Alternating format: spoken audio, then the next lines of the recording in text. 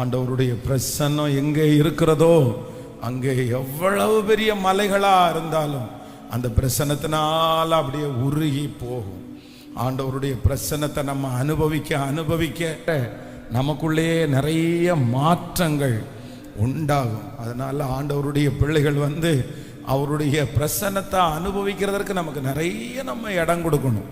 அவருடைய பிரசன்னத்தை நம்ம வாஞ்சிக்கும் போது அந்த பிரசன்னம் நமக்கு பெரிய அற்புதங்களை கர்த்தர் செய்ய வல்லவர். ஹல்லேலூயா.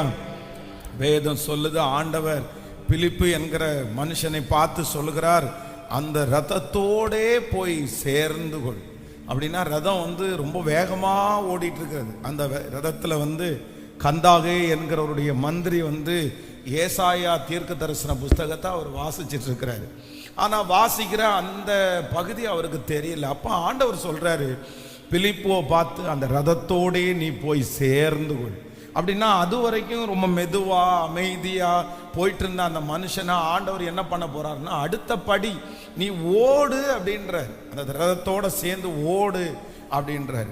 அப்ப அந்த ரதத்தோட சேர்ந்து அவர் ஓடி அவருக்கு ஆண்டவரை பற்றி சொல்லி ரட்சிப்புக்குள்ள நடத்தி அதற்கு பிறகு அவருக்கு ஞானஸ்நானம் கொடுத்து கரையாறின உடனே வேதம் சொல்லுது, ஆண்டவர் அவரை எடுத்து கொண்டார். கர்த்தரே அப்புறம் அவருடைய கையினால எடுத்து, இப்போ ஃபர்ஸ்ட் உட்கார்ந்திருந்த ஒருத்தர் அகைன் அவர் ஓட ஆரம்பிக்கிறாரு. இப்போ ஆண்டவருடைய பிரசன்னம் அவரை இங்கிருந்து இன்னொரு இடத்திற்கு அப்படியே பறந்து கொண்டு போறது மாதிரி போகிறது.